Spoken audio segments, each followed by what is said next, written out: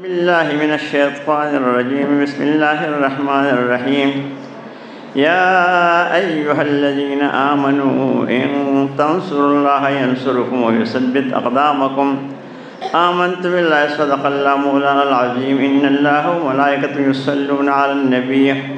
يا أيها الذين آمنوا صلوا عليه وسلموا تسليما. محترم ټول مخکې خو موږ چې کوم مېلمانه راغلي دي هغوی ته خوش آمدید وایم او ډېر ښه کسان تاسو ذکر کړل خو چونکې ټایم کم دی هر یو ځان له نوم شي اخیستلی کوم پروګرام چې دی محترم و دا د مدرسې سنگ بنیاد دی. دا مدرسه څه دی د څه حقیقت دی چې دغه حقیقت دی چې دا اسلام په د پاکستان کې چې دی الحمدلله دا د مدارسو برکت دی. مدارس سی خو صحیح مدارس سی سلف صالحینو په طریقه باندې دا مدرسې په جامع ازهر کې هم شته دی هر ملک کې شته دی خدای خیر نه رسېږي معمولي غونډې کې دام ته نه رسېږي دلته کې چې کوم دی الحمدلله دا الله فضل و کرم او احسان دی. د اسلام دا بقا چې کومه ده د دې عالم بقا په اسلام ده. اسلام بقا په علم دین باندې ده. د علم دین بقا په دې مدارس باندې ده.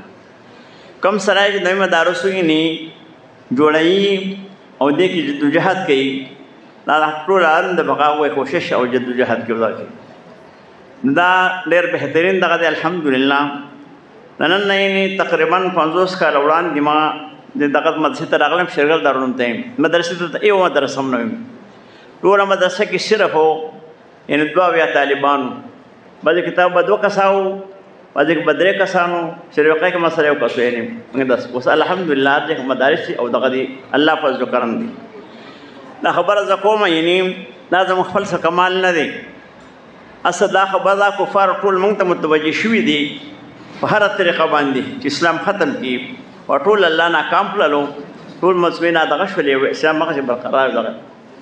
که څرنګه په جهنم کې به چې دا ګناهګار مسلمانان پاتې شي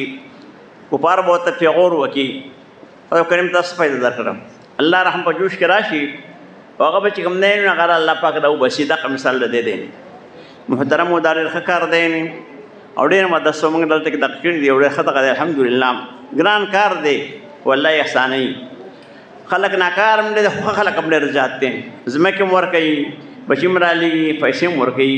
موږ له دې قدر پکار دی او د امانت خیال ساتل پکار دی. خبرې مخکې ډېرې شوي دي اوس دعا به وکړم خبره دعا وکړي الله پاک هم داسې کامیابه کړي چې راغلی دی د ټول ایمانونو سلامت کړي علم کې برکت کې دی الله پاک تر الله رسي الله پاک او حق لازم نصیب کړي ملک هم فتنې دي ټول خپل قدرت دفع کړي الله پاک موږ هر قسم پکار دي چې په اسلام باندې عمل وکړو اسلام قدر په ذکر پیدا کو په خپل دا وکړو ټول مدرسې الله پاک کامیاب کړي مېلمانه راغلي یو ټول دغه وایو خیر رالی وایو او دغه ټول خوشحاله کړي او دا الله کامیابه کړي والله پاک ټول مغده اللهم یا قاضي الحاجات